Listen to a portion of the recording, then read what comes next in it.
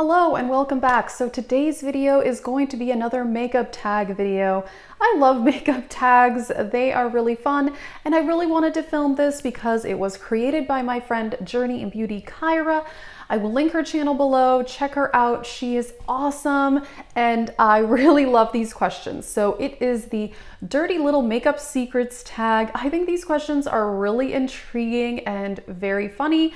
So yeah, I just wanted to answer them and you should do this tag too. I'll put the questions down below, check her out, and let's do this. Okay, so the first question is, what is the dirtiest, most well-loved, abused product in your collection? And I think for me it's actually the same answer that she had, and that was my 2018 Pan That palette. It is the Tartelette in Bloom, and I have pan on quite a few of the shades. Yeah, I made pretty good progress. If you want to see the playlist, I have a whole playlist of last year's Pan That palette. And yeah, I think I made great progress. And this is well loved, although I admit I have not used this once in 2019. I mean, I literally used it every day for a year, although I did use it in conjunction with other palettes. Obviously, this isn't the only palette I used last year. But yeah, I still like it. It's a really nice, like cool neutral actually palette. I should take this out and use it because I do like it, but I think I used it so much that I got a little sick of it, but it's still a good palette and I didn't get rid of it. I actually, the whole year I thought, oh man, I'm gonna be so sick of this, I'm gonna get rid of it at the end of the year, and I didn't. Question number 2, what is your dirty secret makeup habit you would never show on camera, wouldn't want anyone to see? And I have the same answer that she does. I use Q-tips to clean out my inner tear duct. I know it's a little bit gross. What I do, if I don't do that, I'll get eyeliner and stuff like stuck in there. It's gross, I know. But so I do all my makeup and then right before I leave the house, I will quick clean out those inner corners with a Q-tip. And it kind of removes that excess product that got in there, so then it doesn't collect there the rest of the day. So yeah, it works. I thought question 3 was very interesting, and that is, what is a product you secretly want but others have canceled the product or the brand? And you know, this whole cancel culture thing, you know, I mean, there are brands I don't support, but I would never, you know, bash someone for that or insult them. I think people definitely go overboard with this. But I will say that I have really wanted to try the Jeffree Star liquid lipsticks. People say that they are really, really good quality. And at some point, honestly, I may buy one. I'm not sure. I've decided right now against it. You know, obviously he's had drama, blah, blah, blah. I'm not really talking about that, but I kind of want to try those liquid lipsticks, but we'll see. Question number 4 is, what is a product that makes you feel guilty, such as you don't use it enough or it's not cruelty free or something like that? And this, I knew this right away. When I read this question, I immediately thought of this product, and that is this Dream Glow Kit by Anastasia.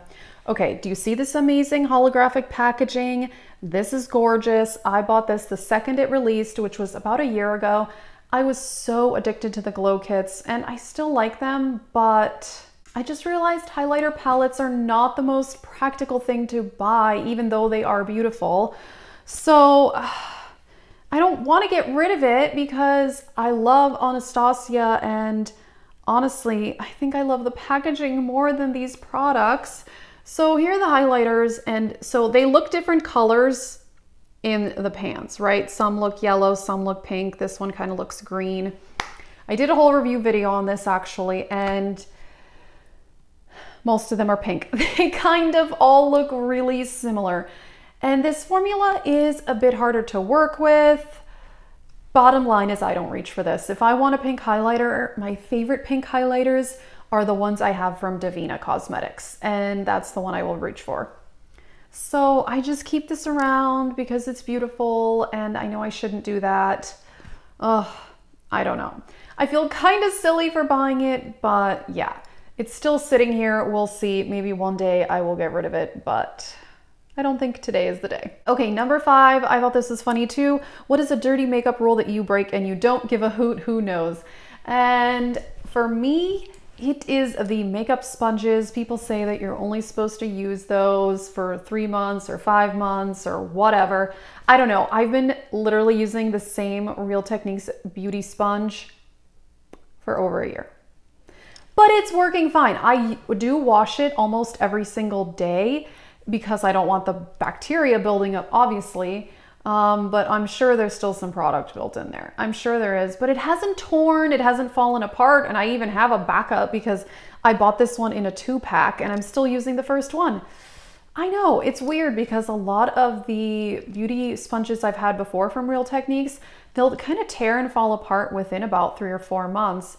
But this one's been lasting, and so yeah, if it's not falling apart, I don't think I'm gonna throw it away yet, so. All right, question number 6 is, what is the oldest product in your collection and just how old it is?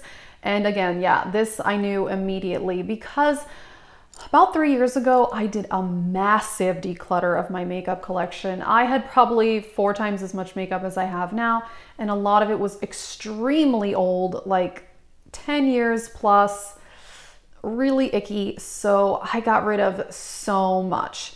Now this blush, funny story, this is the MAC Liberty of London blush in Prim and Proper by MAC, and it's a really nice mauve shade, and I gave this to my mother. Well, sometime last year, I noted she had not even used it. She never wears blush, so I took it back for myself. So yeah, MAC Liberty of London collection came out in 2010. So that was 9 years ago. That was when I bought this blush. And honestly, the packaging is so beautiful. I feel like MAC rarely does as good of packaging as they used to for these limited edition collections. Anyway, it's actually a really nice blush. I still use it, so I have no regrets that I have this lying around. I feel like it's almost like a collector's piece. I'm not sure, but I do use it and I like it, and it is 9 years old. All right, number 7 is, what is your guilty pleasure YouTube channel to watch?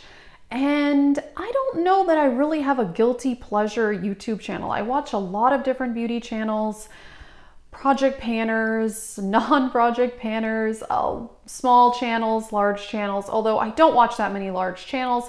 So I guess I will just say Jaclyn Hill. I do still like her videos. She doesn't upload all that much, so it's not like there's a lot to keep up with anyway, although she has uploaded more lately.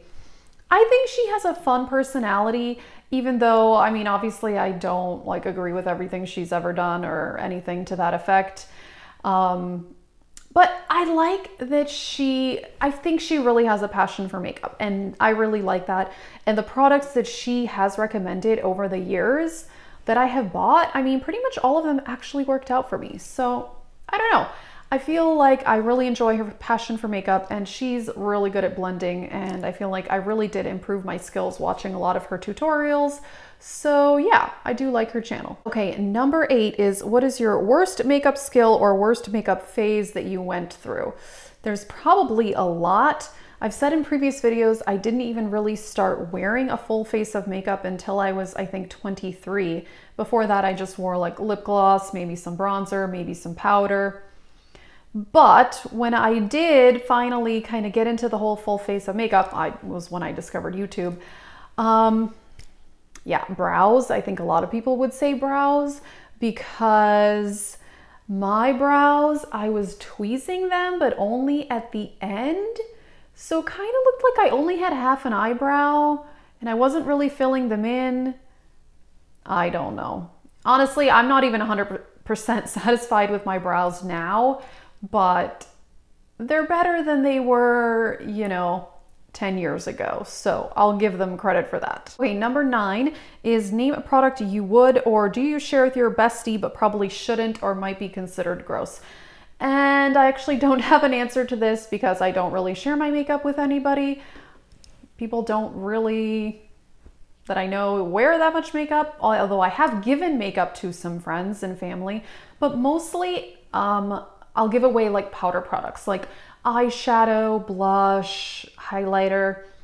I would not give somebody, you know, eyeliner or anything with a tube or a lip product. you know, mascara. I don't know. I'm really picky about things like that, and I'm sure they probably would be too. I don't know. But yeah, I don't really share my makeup with anyone, but I have given people a lot of different powder products. And actually, I've given people foundation too, because that you're not touching it, you just pump it out. So yeah. Okay, number 10. Do you have a secret weapon when it comes to makeup? This one is hard. Still not sure. Okay, I'll go with something I said in my recent makeup tips video. I think it's using a finishing powder to blend my blush, bronzer, and highlighter together. I've noticed a huge difference since I've started doing that my makeup looks more blended and I don't have harsh lines. I feel like sometimes in the past, before I was doing that, I was getting that stripy look with the whole contour, blush, highlight. So yeah, I guess if I had a secret weapon, maybe that would be it. And my favorite product to use for that are the Hourglass Ambient Lighting Powders. All right, that's it for this tag video. I really love these questions. You guys should do this one too. Check out Kyra's channel. And yeah, that's it. Thanks for watching.